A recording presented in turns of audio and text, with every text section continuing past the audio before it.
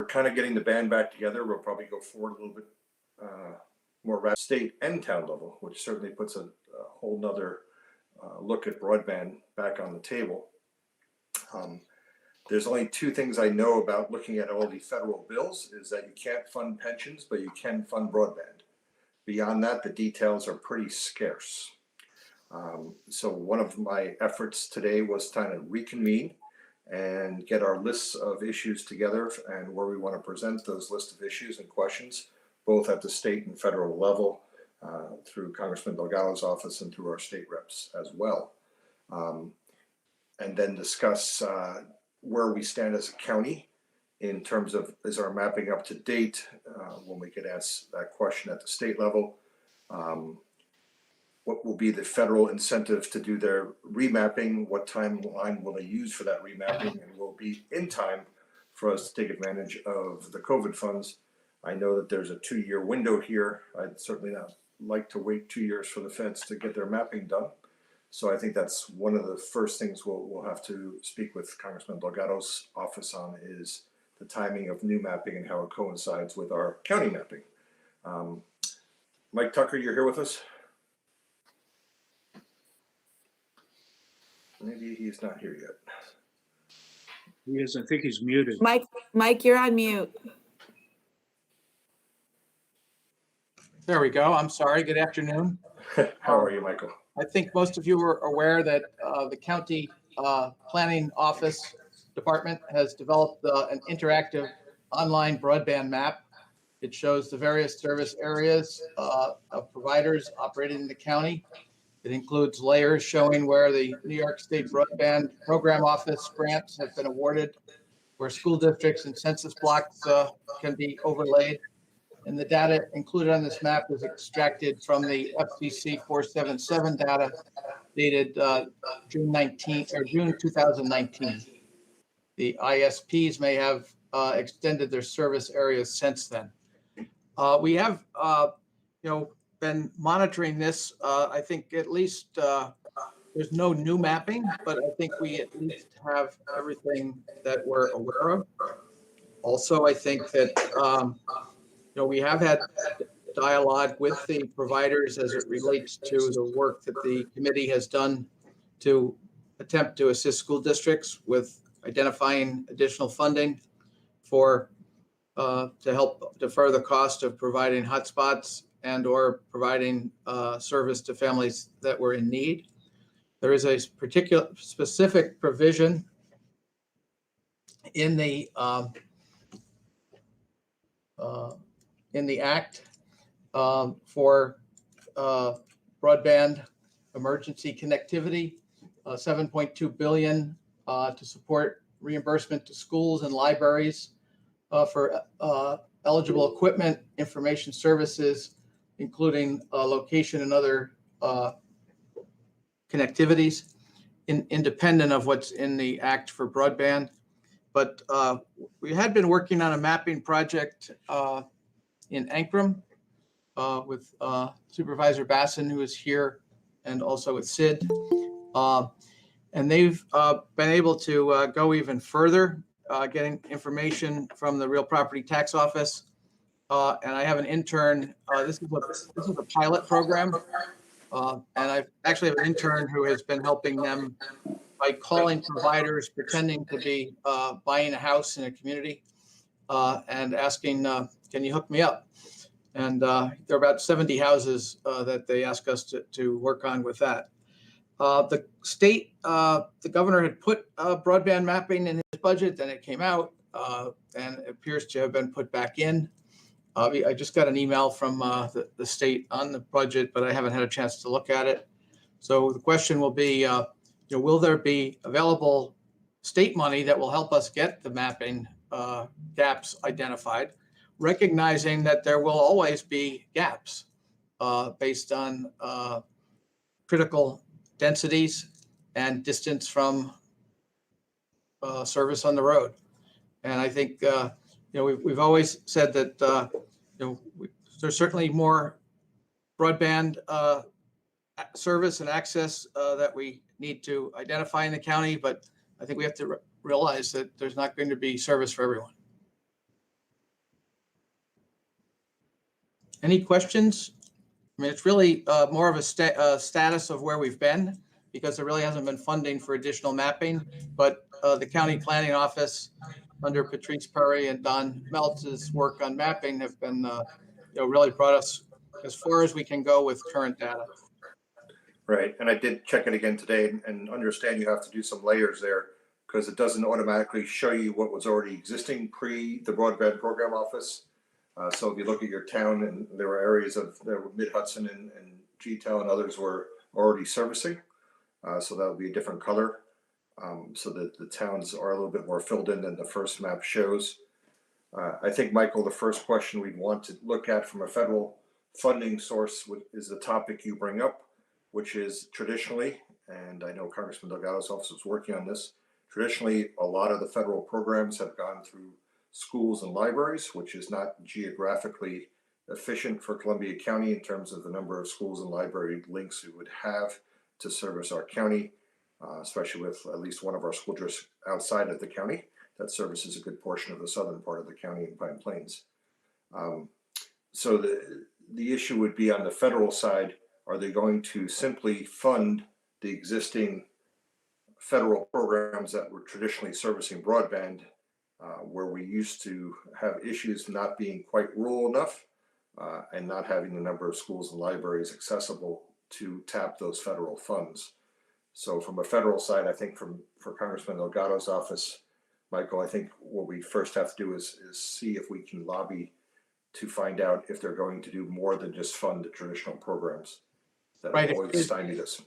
If you, there's the Consolidated Appropriation Act, which has 300 million, and there's the Affordable Accessible Internet for All, which has 660 million. And then there's the ability to use a portion or all, if you had no other expenses, in the state fiscal recovery fund in the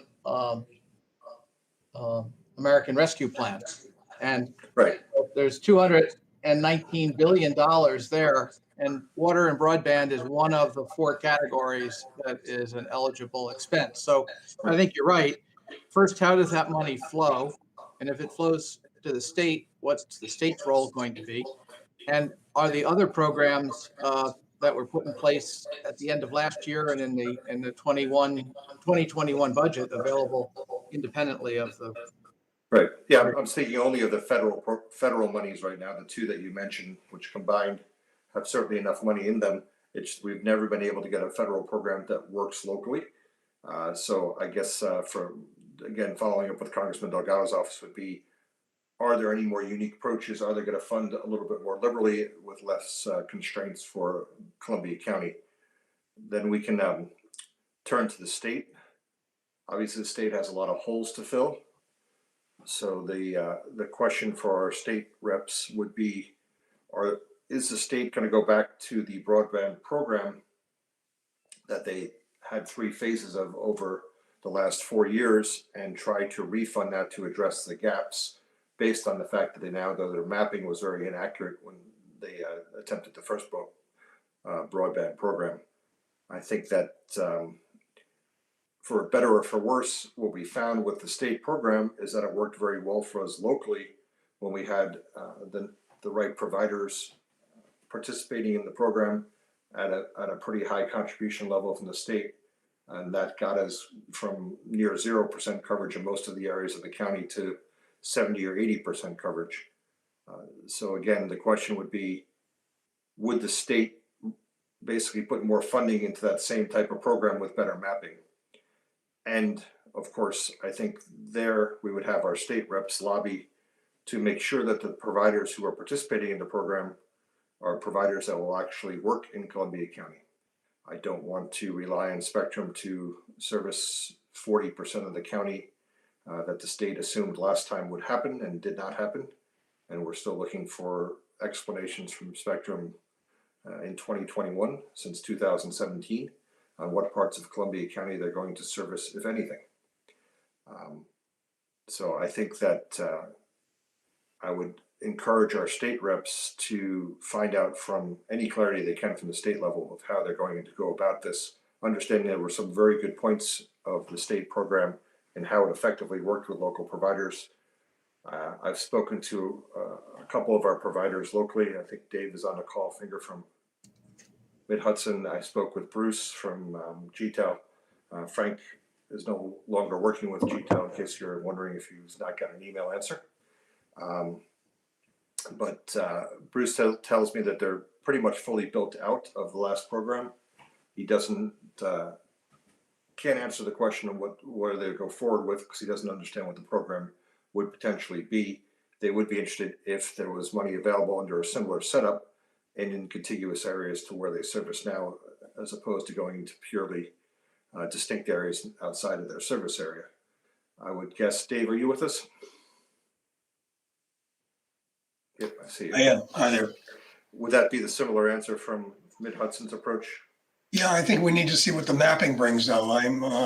If there's gaps within our service area, and I'm sure there's some. If you remember right, I think at round one, the 477 form showed census blocks being served when not everyone in the block was served. And I wonder if they're going to correct that and what that will bring us. Right. But yeah, we're certainly interested in extending. Okay. And I've reached out to Consolidated. Mike, I don't know if you've heard anything from Consolidated side with a similar question. No, I did have some conversation With Bill. with Bill Muller. Is it Mullen? But he's retired now, I think, or he may still be available. But and then I did want to let you know Gunnar is from Dee Dee Barrett's office is on the line. He can listen, but there's technical issues he's having that he's not able to. Speak. I sent him the live link if he's here. Oh, good. Is he back? Chairperson Riley, could I chime in? Oh, Sherry had her hand up first. Yeah, I've got a question real quick. Todd had asked if is the link on the Columbia County Broadband project, is that the link that's on the county planning site? Is that what you're referring to? Yes. Okay, so I can share that link with everybody. Right. It's also on our website, at the bottom of our website. So. Okay, very good. Thank you. And on our website are all the historic maps that, before they started layering them when they were still static. Oh, okay. So is it your site better than to share? No, the county site's complete, but Okay. you can go to either one. Thanks, All Sherry. right, thank you. Mike's email had links to all 3 maps that are currently available. If you take today's email, or if Mike, if you make sure Sherry. I didn't get Mike's email. It might have gone to Kelly and I didn't get Yes. it. I'll get it to you. I'll send it to you. Thank you. And then you can widely distribute that one, Sherry. Wonderful. Thank you so much. All right. So we left off at the state. I think the state, looking at their program structure, would work effectively.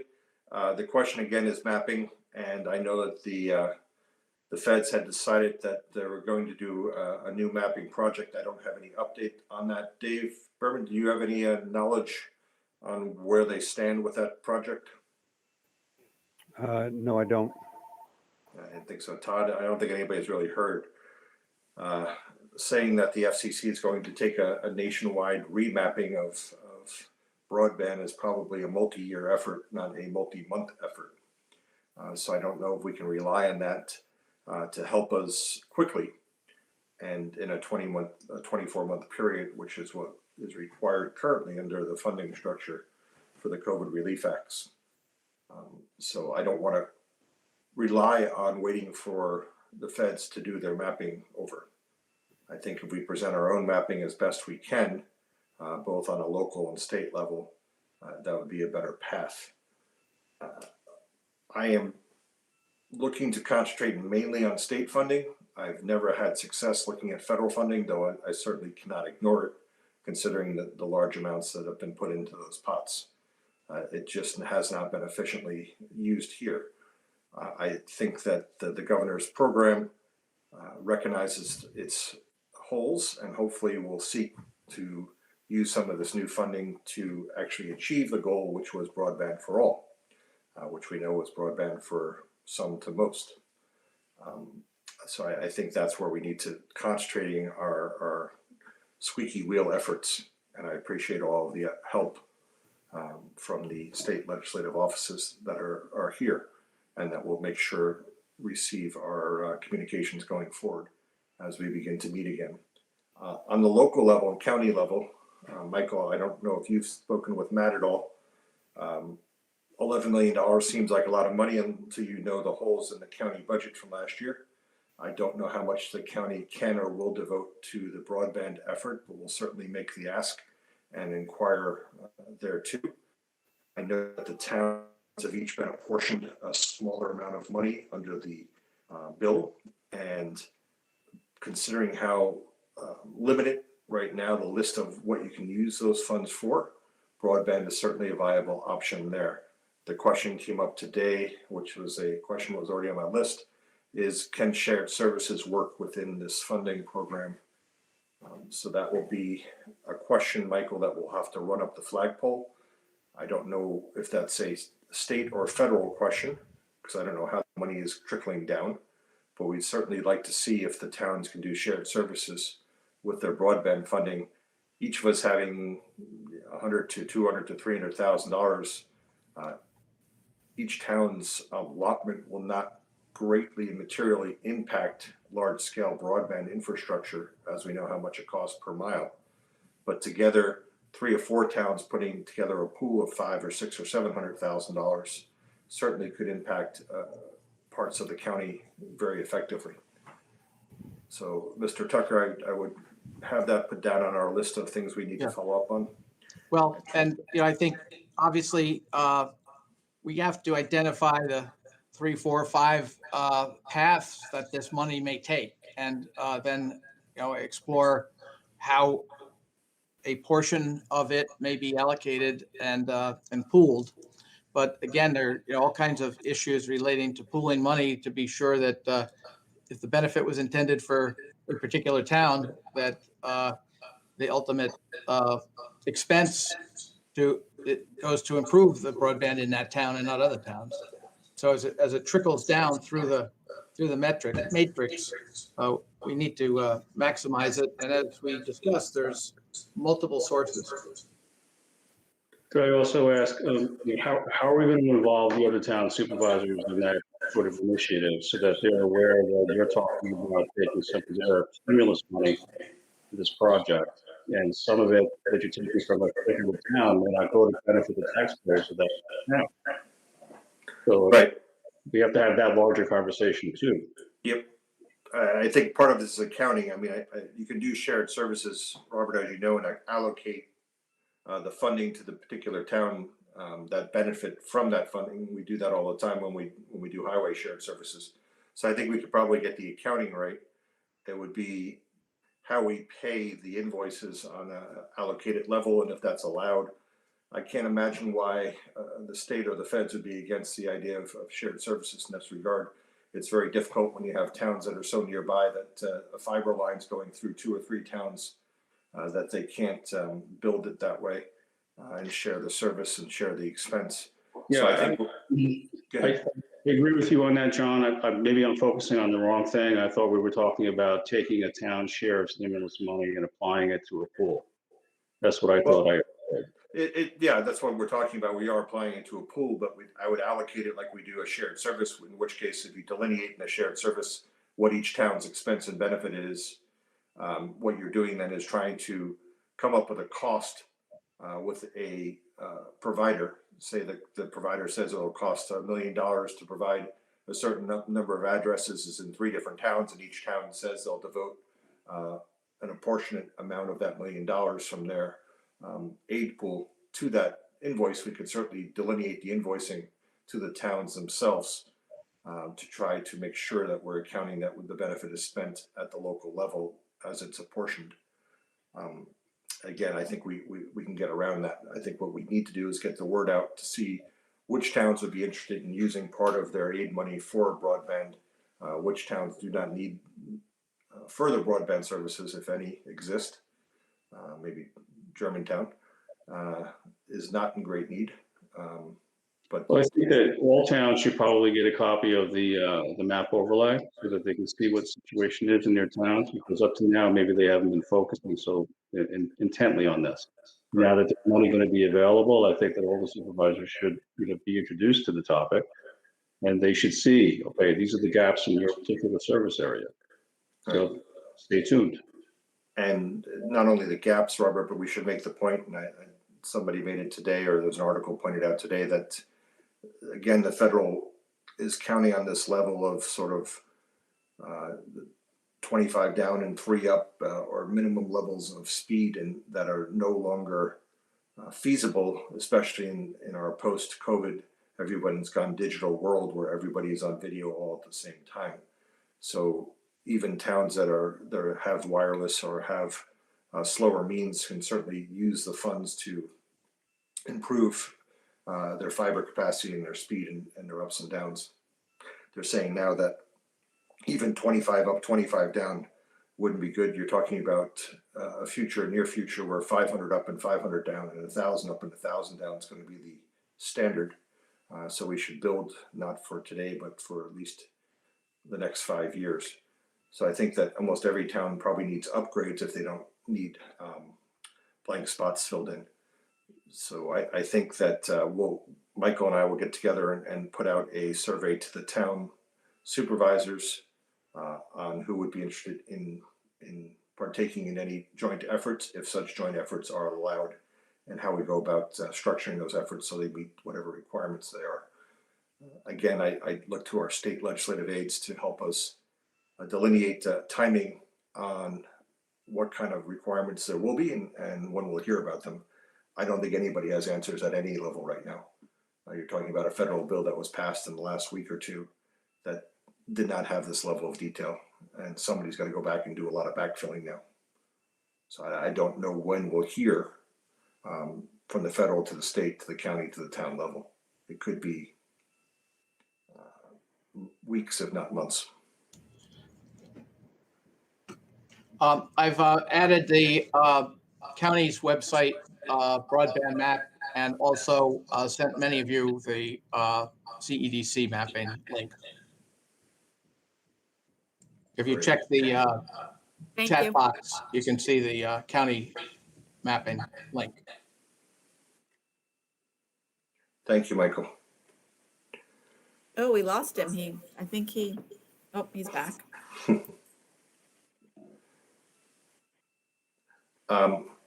I'll wait till Michael gets back online. I keep hitting the wrong button. I'm here now. That's fine. I'd like to give a couple minutes to either Dave or Todd to catch us up on their local efforts and how we can help supplement those now. And if you think private-public partnerships are still a viable route, or do you think we should concentrate on a state level funding or a county town level funding? Well, Mid-Hudson's update is that all the builds that we did in the round 1, 2, and 3 are complete. That's all done. So we're finished there. With regard to public-private, I think you're going to have a mix of everything. If it turns out there's census blocks that are available that are in Mid-Hudson service area, we'd certainly like to look at them and do what we can there. But in an area like Ankrum, where there's a group down there looking to see what they can do for broadband, I don't have an answer for you down there. Charter certainly hasn't worked very well. So that may be a private system down there. I don't know. I do think you're going to have a mix throughout the county. You're muted. John, you're muted. It's the only thing I don't like about Google Meets versus Zoom. If you don't speak for a period of time, it puts you back on mute. Okay. God knows I try to speak all the time. Todd, are you with us? Yeah, I'm here. What is your thoughts? I know you got a lot going on the local scene on this new funding potential and how it impacts your plans. Yeah, I mean, I think we roughly need about $400,000 to $500,000 to finish Consolidated's build, because the quotes that I've been receiving, including from my neighborhood and other adjacent areas, is pretty expensive, and we have about 200 plus addresses to deliver to that straddle Austerlitz, parts of Ghent, and Claverack. So your talk about sharing services actually would be really helpful, because we need to get to those neighborhoods. But as far as funding, sorry? How many addresses is that, just so we understand the scope of what we guys were planning? Because it's a good microcosm of what the town and county might be able to combine on. Yeah, it's about 200 addresses, I believe, at this point. They're going down because there are some, um, rather actually wealthier folks that are paying for some extensions. It's mainly consolidated at this point. GTEL, now that Frank has left, is much less interested in assisting us, unfortunately.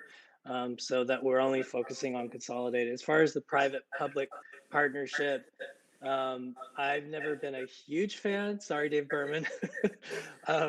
But because I just find it too complicated. I find it complicated enough right now just to deal with the providers and try and get them money, let alone trying to start up a whole new system. So, but that's my focus. I dealing with Delgado's office, and there's RDOF 2 coming up, which is an older thing. So that funding, unfortunately, is really allocated to the 477 census blocks, which are erroneous. So she said that it's gone into committee, and she's left now. There's a new legislative aide, but she said that it's in committee at the FCC to draw up the community mapping, and they know that it's urgent, and they're hoping to roll something out. But it sounds like it'll be like the end of the year at the very earliest, and so you're looking at funding for maybe next year. I don't know. So you're muted again. John, I'm That's sorry, fine. I keep muting you because there's a huge echo when your mic isn't off Yeah, when somebody else is that talking. I'm makes so much more sorry. sense. I'm No problem, sorry. Sherry. No, it's probably my room. I'll have to remember that. I took out a bunch of furniture to paint recently, so lost my muting capability. But Todd, it's important that you bring up how many households $500,000 would serve on a local level. It's kind of a good equation to have, that you've done the research on that. That's actually 200 households benefiting from $500,000 of public monies devoted to broadband. To me, is a pretty good use and more extensive than I thought. Now, the fact that it's in 3 towns, of course, speaks to the fact that fiber doesn't know town limits, and running fiber and stopping at town lines makes no particular sense, and we'll have to get that message across.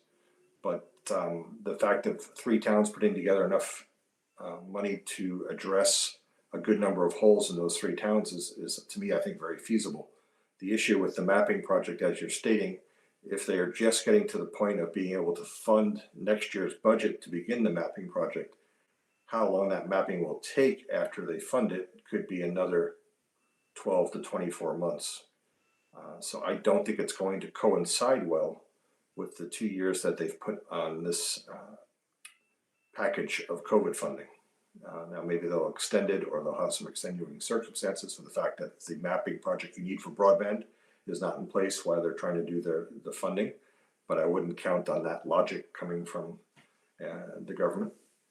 So I think we should act with our own mapping and address what we can at both the state level aggressively, and also at the county and town level on projects that are already have some structure and some organization behind them, and use your work, Todd, and your committee's work as really a good example of what we could do pretty quickly in other places to address the number of residences we need a service to.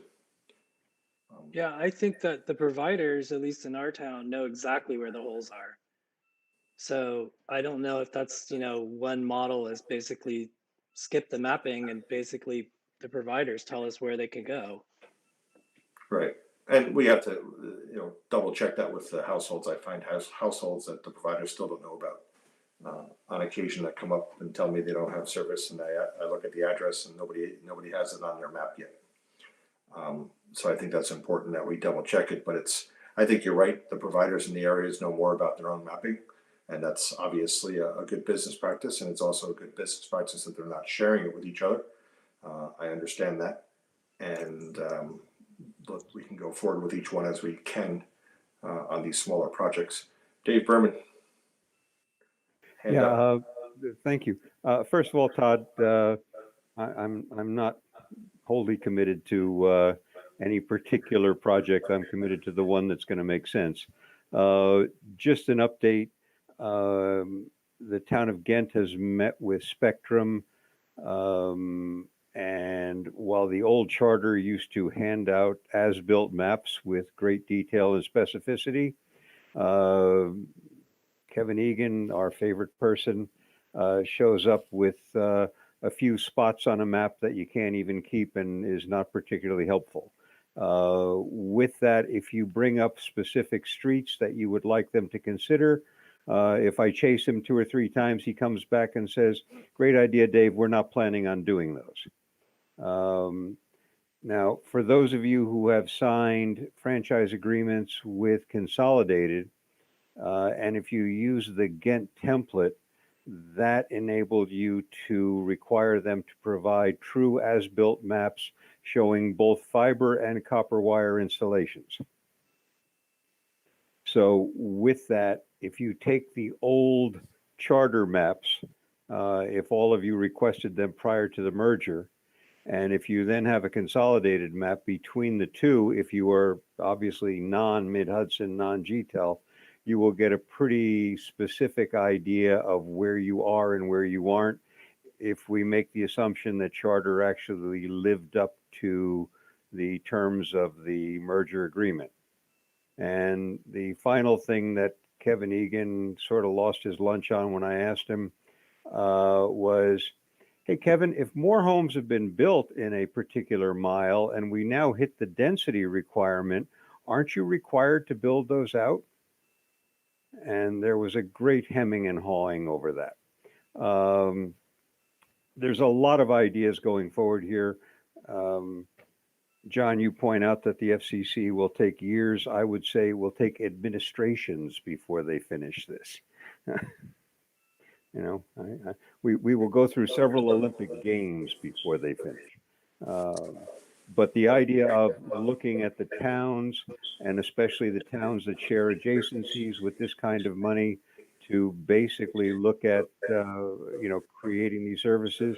In Todd's case, you're talking about $2,500 a home is the average price.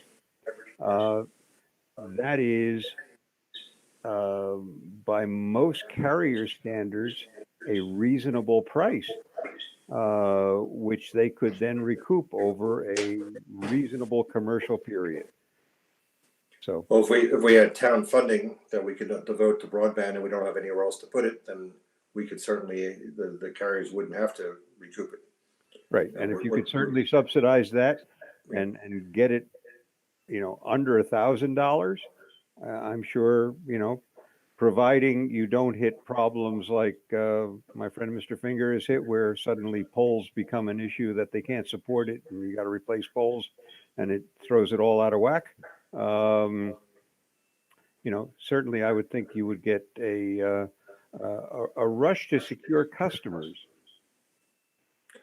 I think what we have is buying power and some volume now. And if we can do a little bit more than 1 or 2 at a time, if we can do 100 or 200 at a time, combining 3 or 4 towns in each spot, with or without state aid, we can certainly move forward on a local level. Mike, can you add to our state list whether Spectrum itself would now be partaking and or allowed to partake in state-funded broadband under this act? Understanding that I don't even know, and Dave, you might know this question, is whether their merger agreement is finally complete or not, or they're still in litigation and still in questioning. I am assuming it's not complete, but it'd be interesting to find out if Spectrum could go forward as a provider under any new funding. We will look into that. And there was some question as well as where are all these fines going that the Spectrum is paid to the PSC, and whether any of that money is available for this pot. A few months ago, I would tell you state deficits would be your most likely answer. Now they may say it's been in a broadband pot all along, but we'll find out the answer to that. Tristy, you had your hand up for a while there. Yes, thank you. 2 things. So one, Mike Tucker mentioned Bill Mulrain and possibly not working for Consolidated. Just so you know, Mike, he did retire, but I had a lengthy conversation with him. He is staying on working for them, via some retainer regarding the broadband rollout, because he was so integral in that, and there was really no one else in the company that had that knowledge. So again, moving forward to a new rollout, I don't know if that would still be, but he's definitely the one to go to still with questions on the old rollout. My other question / comment, here in New Lebanon, first of all, we're very, very interested. We have a lot of underserved sections still in our community. And we have had one road where the New York State BPO is reporting this high speed. People are buying houses depending on that information being accurate, and come to find out it is not. And so when I contacted Consolidated regarding what they're reporting to the BPO versus what they're actually providing, it was, oh, gee, I'll look into it. I'm not sure why. So why I'm bringing this up is if we're referring to like the providers to tell us where there's service, where there's not, if they've already publicly lied on the BPO, are they now going to go, oh, just kidding, there's funding available, so there's actually not service there? I just want to make sure that these places where they're reporting that there's service, but there's actually not service, don't get missed a second time over. So I'm not sure what the answer is. Here in New Lebanon, I'm more than happy to go knock on doors and find out people's service. We have a broadband committee that's willing to, we have gotten some, we do have a spreadsheet with some addresses through newsletters and other polling that we've done. But I think it's really important to not fully rely on the providers because they're not being fully truthful. And I know that for a fact when they're saying, oh, there's, in one case, they were saying there was 25/50 and they have 4 and they pay for 4 and that's all that's available. I mean, that's a pretty significant difference. So I don't know what the answer is, but I want to make sure that we talk about the fact that, what is being provided or claimed to be being provided is not, in fact, all the time what is being provided. Good points. And we did some local surveying. A lot of towns used the last election cycle to do some local surveying. We certainly could try to do that again this year.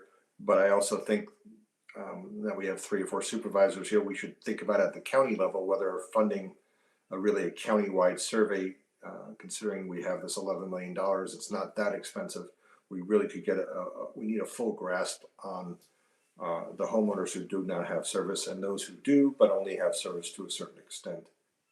Because I think underserved will become as much an issue as unserved in this round, considering how much money is rolling around.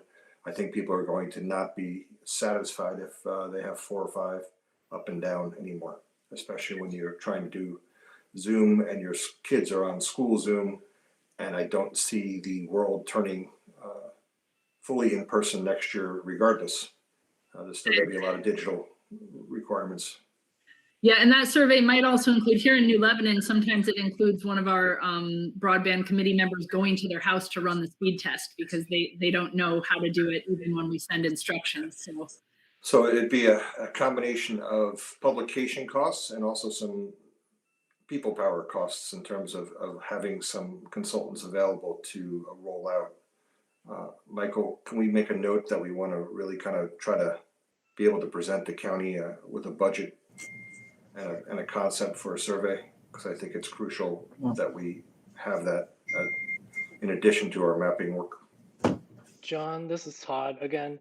Has anybody looked into purchasing data from like Ookla, which runs speedtest.net, or any other data provider like that may actually have a lot of this data? I checked with them a couple of years ago and it was too expensive for me. Clearly, it was like $30,000 or more, but I was just curious. $30,000 for your town, or? I think it was I was looking for the county when I inquired with them previously, but I don't know exactly what kind of data they have. Clearly, we may need more than they have to offer, but they may have the ability to pick up speeds and regions just from ISP pinging and stuff like that. I don't know. I would also guess anybody. Good. What was the company's name? They're called Ookla, OOKLA. They own speedtest.net. I know there's other people like this, including Microsoft has a project, but I mean, obviously, one of the problems with a survey is it's not like a public opinion survey where you're extrapolating based on a sample. You need to get everybody's response. No, it's an excellent suggestion, Todd, because what happens there is anybody who ever tries their app and tests their own speed is basically agreeing to give them their data and their IP address going forward, and then they're turning around and selling that data. That said, that is the way of the internet market.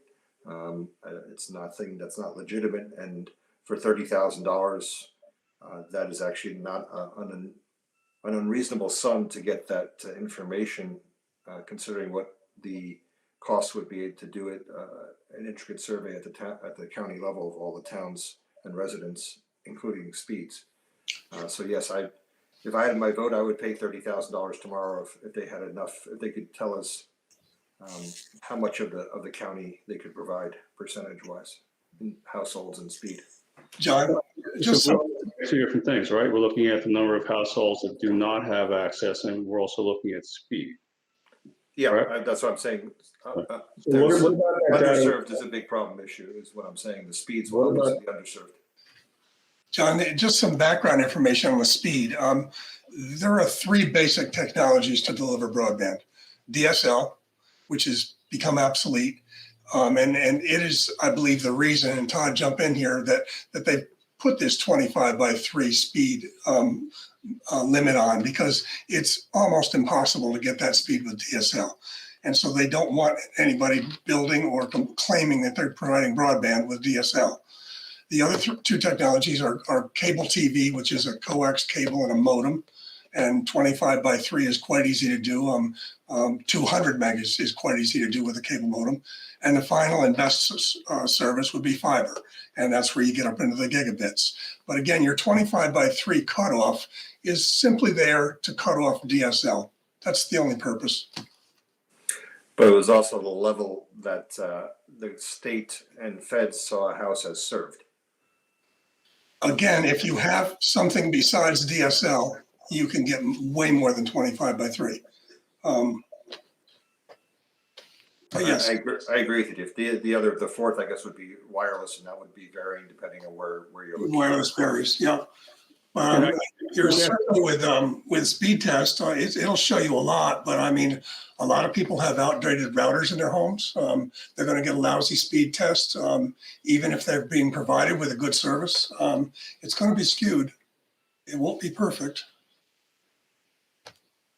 No, and I have a this year's model consolidated modem in my home, and the speeds vary considerably depending on what day I would test them. So even there, it depends on how many people happen to be using them. Okay. But I think we have to look for information where we can find it. I think Todd has got a good idea there, and I know that there's more than one company looking at it. It would give us a general feel for our speed level countywide, if nothing else, and how underserved we may be. Sure. Thank you, Todd. Thank you, Dave. So the answer is we only have about 14 minutes, and we need to have time to switch over to the other meeting so we have about 12 minutes, is coming up with a plan going forward. One, we want to certainly pursue federal level clarity, and I think Congressman Delgado's office is our best source there, Michael, unless you think differently. If you guys want to jump in on the meeting, I think it's April 15th we have with Hillsdale, and Delgado's office will be there as well as other electeds. I reached out to Justin myself, and I will reach out again, but I was invited to that, and I will attend on behalf of the county. On the state level, Michael, I guess we need to find out the BPO. All of our contacts are long gone. I don't know if we can use your. I think we have to see. connections. We have to be able to find out, and we can do this both through the ESD and the governor's office. You know, where now that they have more money coming for broadband, assuming they allocate some of the funding to it, because there are 3 other categories where the money can be used on the under the one program. You know, what are they going to revive the broadband office, because basically that was emasculated over time. Yes, I don't know if it was Michael Ioli, one of the last people we talked to. If We there's, can follow up there. yeah, And then And then Primary we can contact. coordinate with the congressman, but we can also touch base with John Cardinal, who is Senator Schumer's Economic Development Director, and Caitlin Rooney, who's Senator Gillibrand's Economic Development Director, and coordinate between those three offices, not split them up. Right. That's the first level of the state. And then the second level would be kind of a state county issue and down to the towns is whether or not we could combine with the CEDC to administer monies across state borders, town borders. Hey, John. And or combine town and county money. I got a forward from I'm on the Economic Development Committee for the town, and our chair sent a community development block grant thing, and hidden in there is a Wi-Fi connectivity funding. So I don't sure if there's anything in there, and if you guys have seen it or not. I don't understand it, to be honest with you.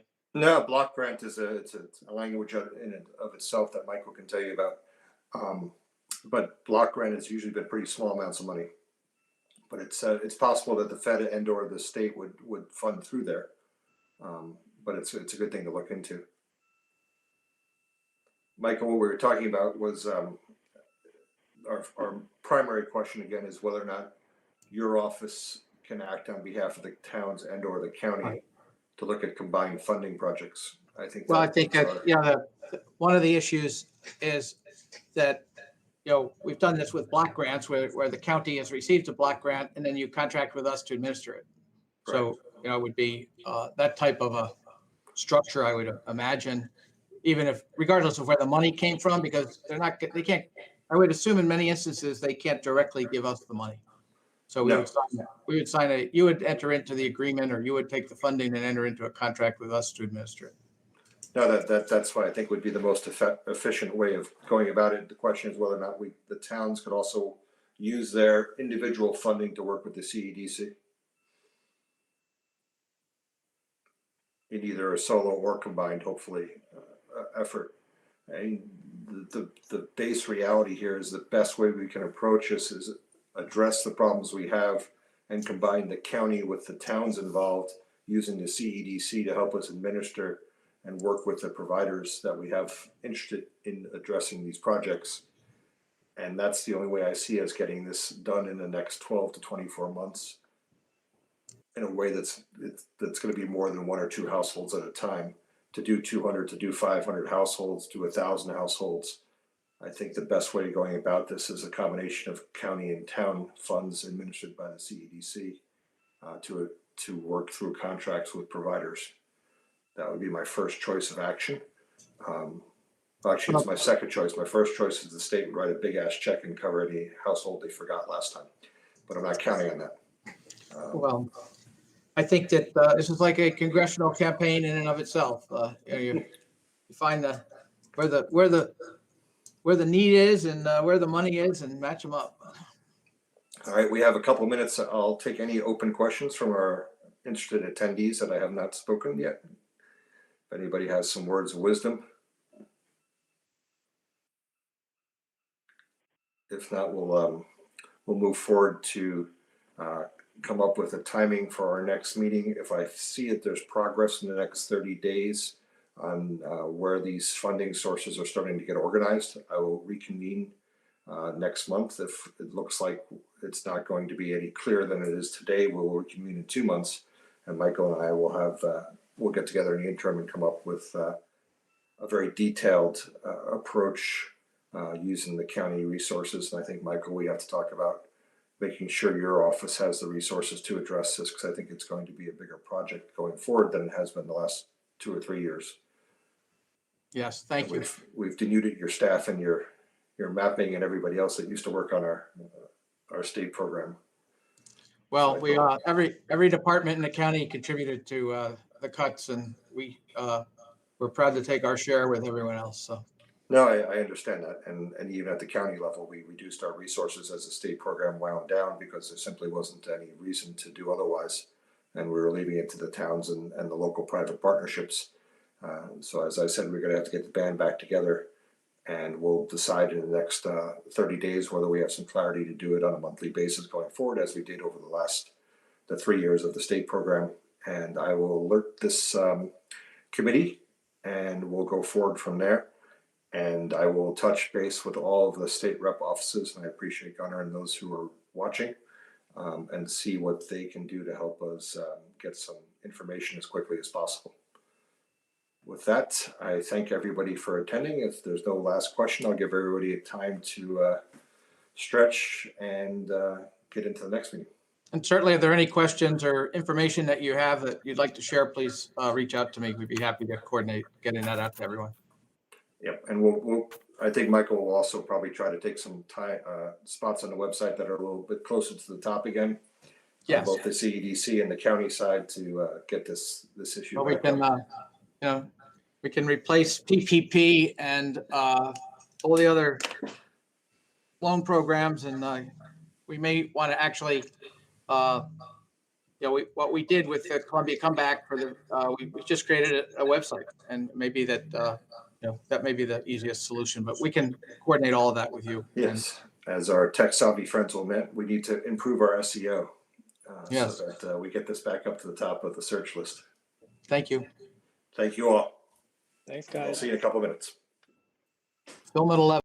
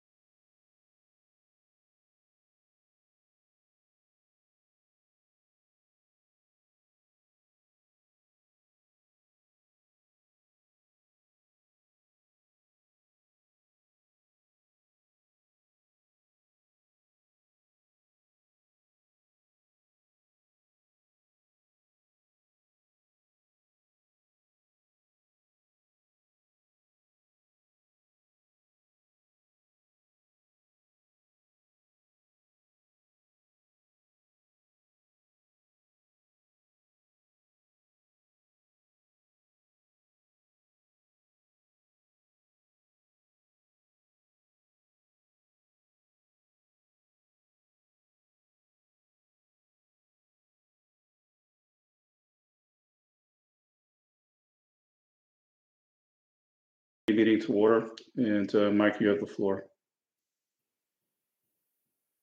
I think you muted, Mike. That's how I delay when I'm really not ready, but no, I'm sorry. Good afternoon. Thank you all for the opportunity to meet with you. I did want to, I did send out some information that included through the county system, through Kelly and basically, we had a pretty good year last year. We will at our next meeting send you the audit for 2020. We do show a loss, but the loss is primarily due to the fact that we put an extra $100,000 in the loan loss reserve account, even though our $1.6 million that's on the street is, no one is delinquent, but we felt that we should, that was a paper transaction, but it did create a negative number. And we also were not able to credit the $68,000 in PPP money because we hadn't had it forgiven, and the accountants said we had to continue to carry it as a loan, and therefore it wasn't in income to offset the expenses that we had incurred. We had originally planned to have a $60,000 deficit because of and to use 1/3 of the money from the DNJ land sale, as we had discussed previously. And at the end of the day, we lost about $40,000 more than we had expected. But considering the $600,000 in loans and the $350,000 in grants and the extra additional work that CEDC did, it was really a conscious decision to spend that additional funding. But once you get the year-end audit, we can go through that. We're basically for the profit and loss through February, where we expect it to be, and it's so early in the year with timing. Some of the categories look out of line, but they're really we're confident that we'll be able to get back into. It depends how you allocate the month-to-month expenses this early in the year. We did get $64,000 in PPP money awarded for this year, and we do anticipate having additional activity in both the county IDA and the City of Hudson IDA, which we manage, that will generate additional administrative fees. Are there any questions on our finances? We are continuing the Columbia comeback effort that Chairman Morrell asked us to coordinate back along with the Chamber of Commerce back in April of last year. We do have a second, Mike. Mike, Sherry, can you go back to the top, please, the agenda?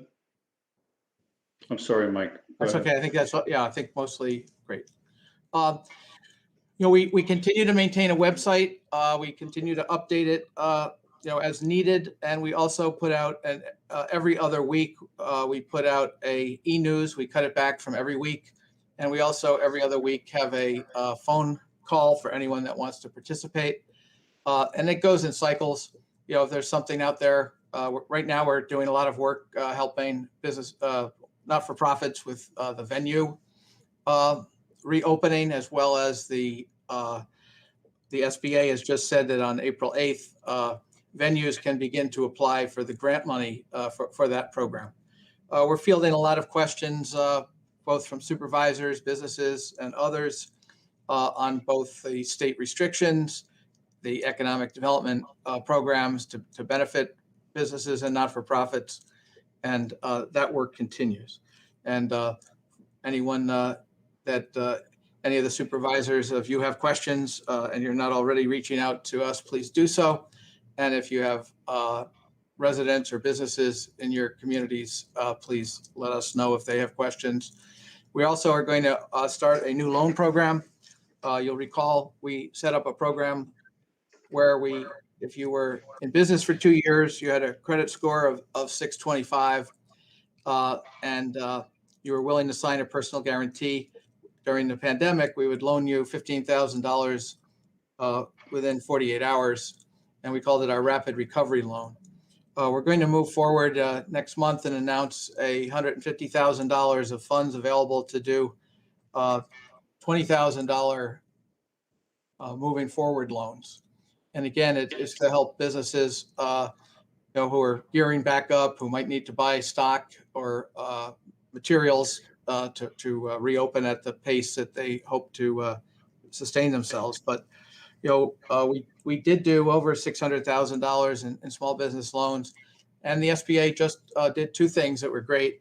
One, in December, they awarded us another $300,000 in funding, which will bring our aggregate total loan fund to over $2.7 million.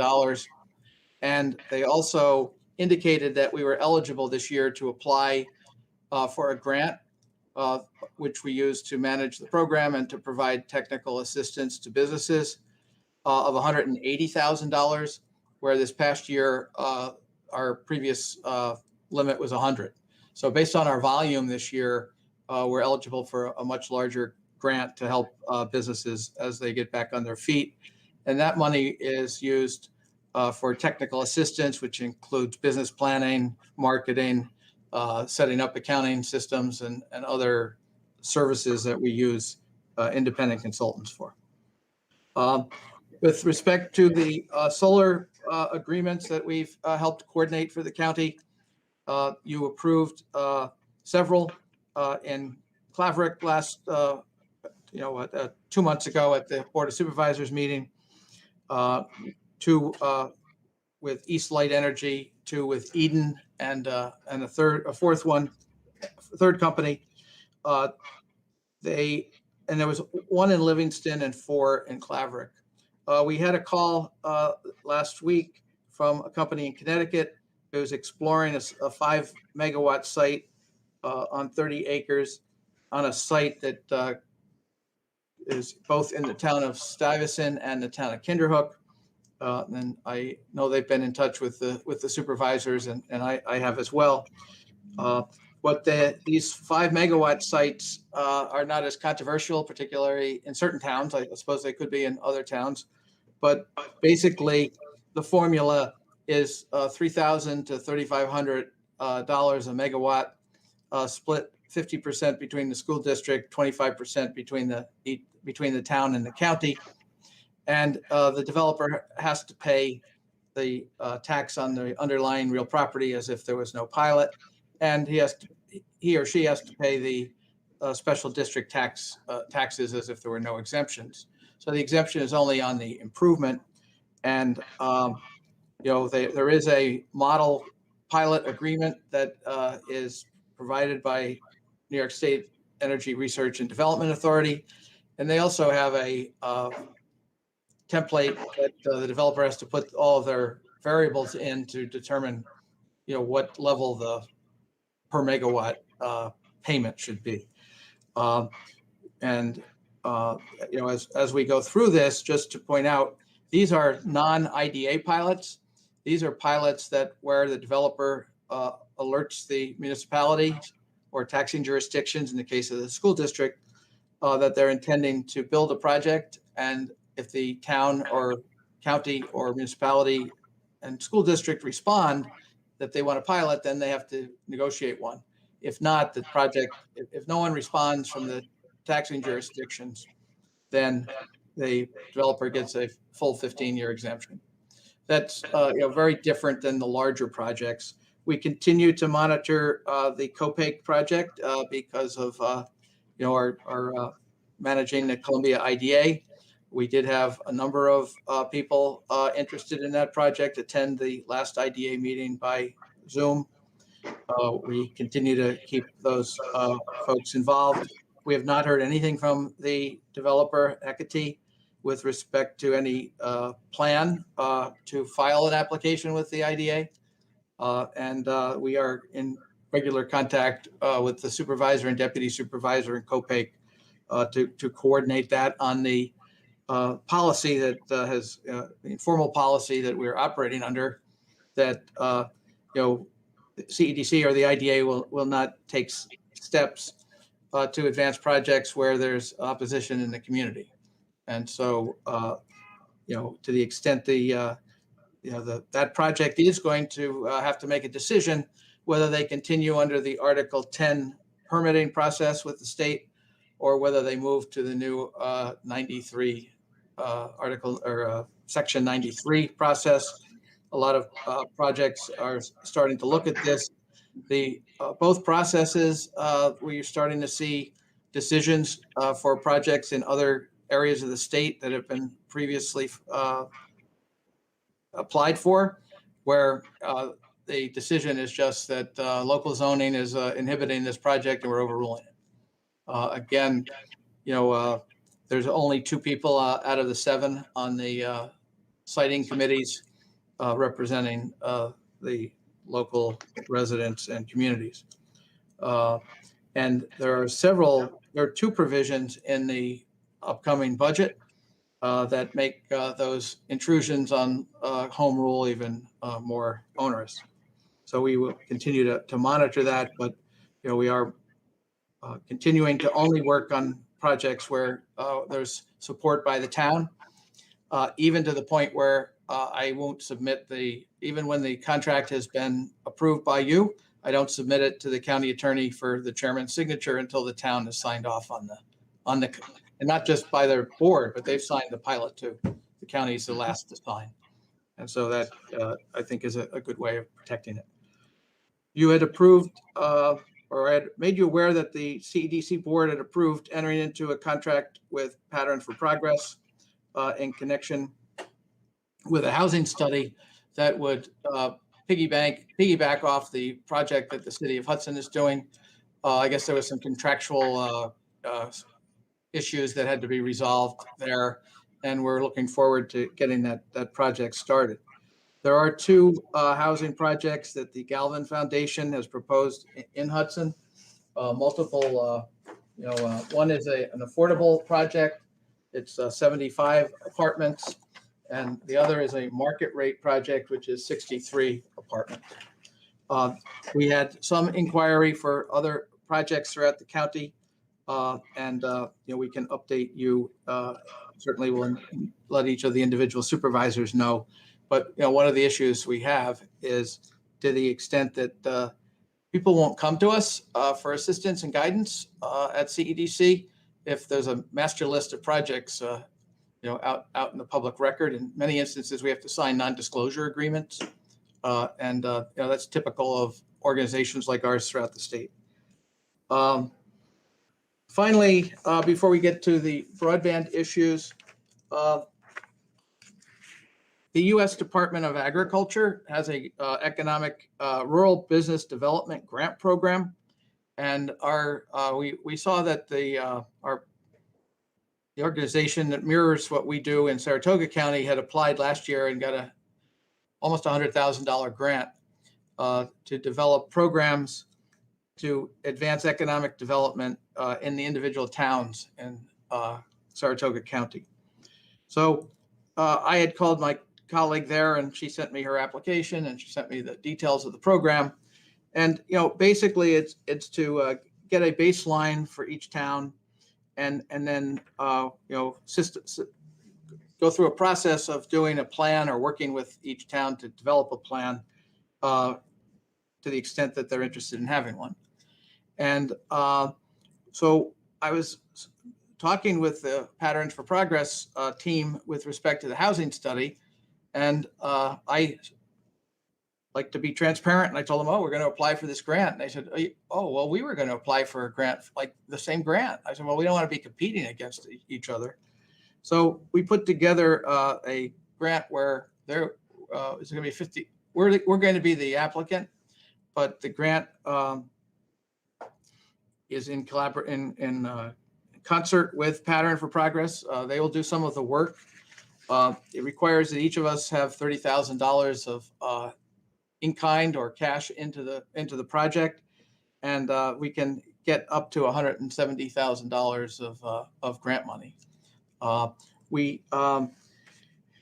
The project would not only assist in developing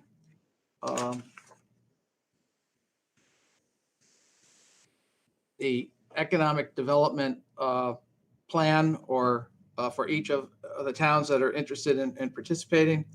But more importantly, it would help identify within those communities specific businesses who might need loans, might need other assistance, and provide greater visibility to the 1,700 plus or minus small businesses in the county with fewer than 50 employees. The Census Bureau says there's about 2,200 businesses in the county, but 80% of those have less than 25. Most of them have less than 25 employees, not even 50, and the bulk 70% are under 10. So we would, as part of that, reestablish quarterly meetings with any representative of each town, which if you have an economic development advisory committee could be a representative from that group or simply a representative from the supervisor's office. We have an application that's going to be submitted at the end of on the 31st. And I did speak with Committee Chairman Bury about a letter of support that from this committee. I didn't want to ask each town supervisor for one because everyone's busy, and if I only got 7 or 10, it would have looked like, well, where are the others? But the project is developed in collaboration with Paterns to address challenges and opportunities faced by rural communities. We'll reestablish the Economic Development Council, and in addition, we'll help develop economic development plans and assist businesses within each community. Michael? Yeah, last time I had asked whether or not Hudson was included in this project. The issue there is that it's a rural town grant program, but I think you and I have discussed other projects that CEDC can coordinate and cooperate and assist the city of Hudson with. And I think that, there are, I think that we'll all benefit from having this infrastructure, but there's no specific availability for funds for cities. Okay, I understand. So, I mean, I certainly think that this is going to benefit the county. It doesn't just because it doesn't include Hudson, but I think there's other ways that CEDC can help Hudson. And I hate to say they're cookie cutters, but once you have the process, once you have the tools in the toolkit to develop these plans, take the team to 6 meetings in any community, or to do the community outreach and the input from focus groups and whatever, and the input from the elected officials and the supervisor or the mayor. I mean, it won't be a large additional cost to do a similar project in the city, but not necessarily with this grant fund. Right. So the other thing I was going to add is that if we get the grant and we move ahead, to the extent that this kind of becomes a blueprint for county economic planning, whether or not Hudson is covered specifically with this grant, I certainly think that the Hudson is a pretty major engine for economic development throughout the county. Well, and I think that, during my tenure here, we certainly have acknowledged that and worked very, very closely with the representatives, the supervisors from the city and the now three mayors. And I agree. And I think that, 2 things. One, it's no different than any town in the sense that 10+% of the population is in the city.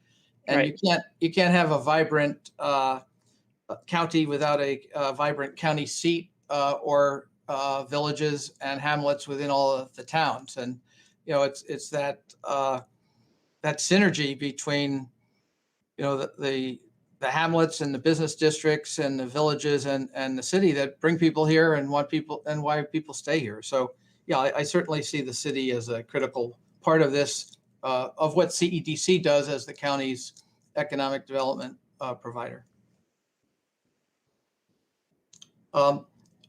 Supervisor Bury, I guess I don't know, is it appropriate to get a motion and a vote to get the support of this committee for signing this letter, or what's? Why don't we send the letter out? And I'm not sure we need a motion. Let's just see if people want to sign it. Once you email it to all the people on the committee and to Matt as well. Okay. And then we can deal with it. Great. Okay. Thank you. Supervisor Committee, is it possible to have the Hudson Economic Development Committee have a representative attend our meetings as well? This way we can kind of compare notes and, share information. Would that be possible? Because I know that, you are attuned to what's going on in the city, but we don't hear from Hudson Economic Development. And it would be useful to, if they have something that we could tap into, a resource, I'd like to hear it too. Oh, from the Development Corporation, you're saying? Yeah. If we work together, then, that we lift all boats. Certainly, it'd be useful for the supervisors to get some information. Obviously, we work very closely with them. In fact, we've loaned them money, we've made grants to them, and we attend all of their meetings.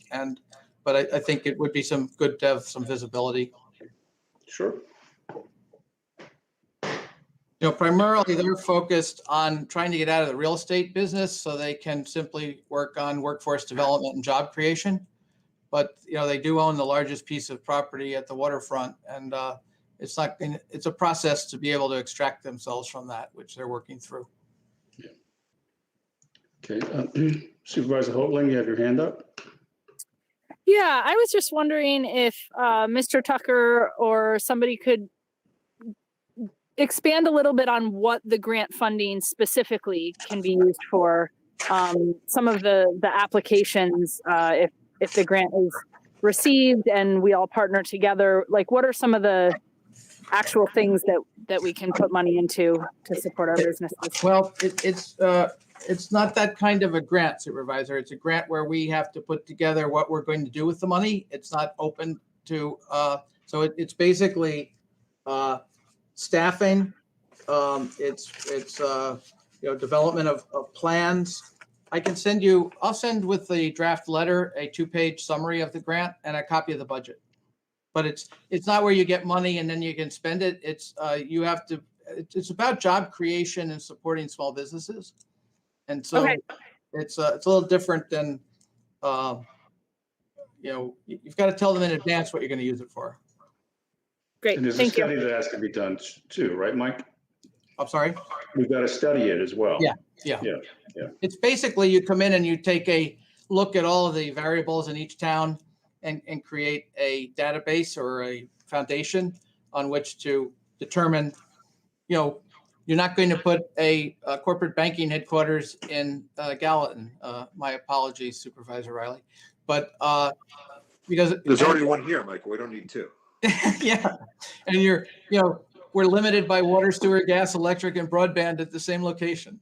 But I do think that it makes sense to, and there are certain community standards in each of the towns under home rule that you don't necessarily want the type of business that the next town wants. So I think that it's more to get into those types of, identify those issues so that when you do have a company come, you're not wasting your time or their time. And when you're out looking to attract a company, you have, some level of ability to tell the developer that if you come here, you might get approved, as opposed to go through a planning board process that ends up in never getting the project off the ground. So So it sounds like things like the comprehensive plan are going into play with your survey. Like, yeah, and I think that, but again, this is an individual town home rule model project, not a comprehensive plan at the county level. I want to be clear about that. But I'll send it to you. If you have questions, let us know, and we can certainly get that out to you tonight. thank you. Okay. Mike, I think most of us were on that broadband call, so I don't know how detailed you want to get with the I was going to defer to Supervisor Riley, who's the chair of that subcommittee, Mr. Chair. Yeah, John, if you would take it on, please. Sure. I'll just spend a couple minutes because most of us already spent an hour talking about this topic. But for those who were not on that subcommittee call, the basic tone of the meeting was the fact that we went from having no money for broadband a couple months ago and looking at private partnerships and local community efforts to now having several pots of broadband at the federal, state, county, and town levels. And if you read all of that voluminous work from the county and the government, it basically said that you can't fund pensions, but you can fund broadband, which is good news for the broadband side of our world. And the other news is that there's absolutely no other clarity. So we're going to spend our next several weeks getting with our state and federal representatives and working with Michael, myself, and the county and the supervisors to come up with town-sized plans, multiple town-sized plans, county initiatives, and how do we track the state and federal money, and what funnels are they going to come down to address broadband at our level. And we'll keep this committee up to date as we make some progress. But right now, there's a whole lot of good news in that there's money, and a whole lot of unclear news in that we don't know how to get to any of it. Thank you, John. More to come. Exactly. Mike, anything new on the school end of it?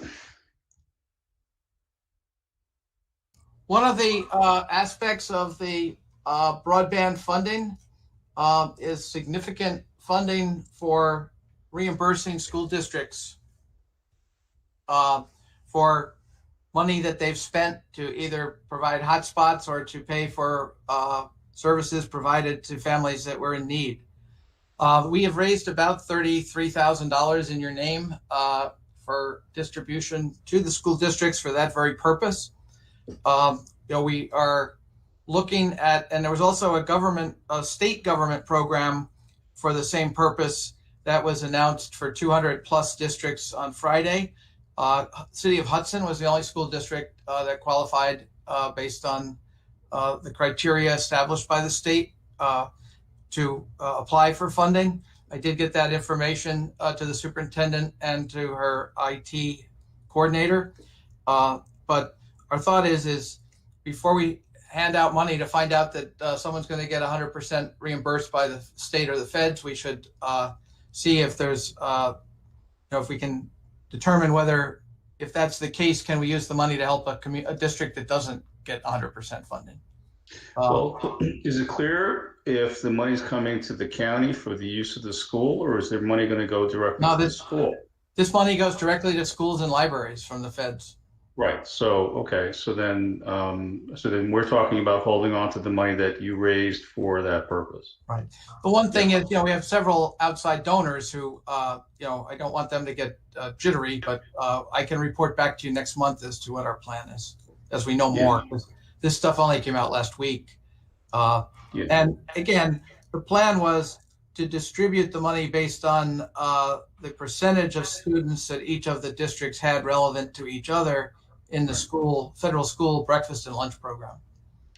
Right. And we're at the end of the school year at this point. So, so we kind of take a little bit more time to examine that. Thanks.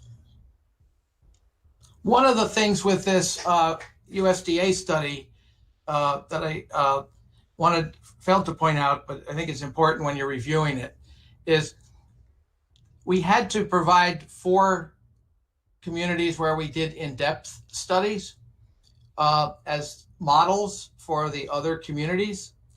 And so when you read the fact that there's going to be 4 more detailed studies, I think the way this will work is because so many of the towns are small that we can rearrange the money when we get it, but we did have to apply under that framework.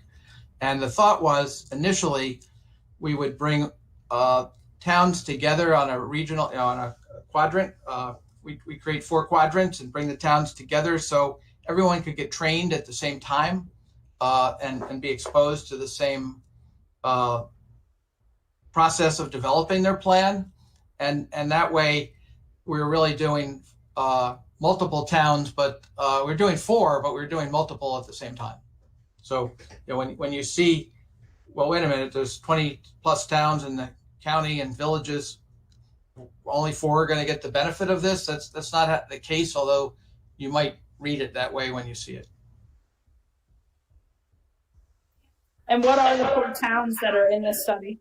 We haven't, we're going to leave that up to see if we get the money, and then and then talk with all of you about how we do that, whether it's a lottery, whether it's, and I'm thinking that once we get there and we get more in, we don't want to spend a lot of money planning this before we get the grant, and find out we don't get it. But, I think there's sufficient money to do, any town that wants it. It's just at, what depth and, but again, that would be coordinated through this committee with you. We wouldn't pick that without. Mike, I thought we were talking about doing regional studies. Yes, well, that's what I said. We were going to divide it into 4 quadrants, and so 3 or 4 towns to a quadrant, so that. But we're still working through what we're able to send the grant application on Friday to the woman that reviews it to see if it meets their requirements, and there may be some variations from what you read because, but if we get this kind of money, there'll be plenty of ways to ensure that it's an equal and fair allocation of resources to each of the towns on some proportionate level. I really like the quadrant idea too, because like, for example, New Lebanon, Canaan, a lot of residents kind of shop within these areas, right? So we're not trying to, take the lines away. We're just trying to give people the opportunity to, instead of going to 20 towns with a team to train people, if we can do it and get some of the efficiencies, then there's more money to put into the plan as opposed to the foundational. And I think a lot of our towns experience the same thing, Supervisor, and that is that we kind of cross borders because you have a particular store or shop or whatever it might be, venue for entertainment, just across the line. So it is good to kind of plan these things or look to plan together so that we can raise all boats together. But still recognize the uniqueness of each community, both in terms of what their residents and leadership want versus, the home rule is a big thing. So we've got to protect it. Yeah, we're doing a resolution here on home rule next month, as a matter of fact. Okay, if there are no more questions on this, maps, and funding, Mike? That's part of what Supervisor Riley was mentioning. The county has, unfortunately, I misspelled that. It was supposed to be gaps, maps, and funding. Gaps in service, how you map where those gaps are and how you get the funding to fill them. And the county has done a phenomenal job under Patrice Perry's department and leadership. And Don Meltz, who you recall helped us initially with the mapping of broadband and then became a county employee. But on their website, there's a pretty good mapping system of what we know now. Obviously, it does show gaps, and we have to figure it out. Also, I think there are going to be places where you're not going to get broadband, either because of topography or 5 miles down a road that nobody else lives on, or somebody up on top of a hill who's more than 300 feet from the road.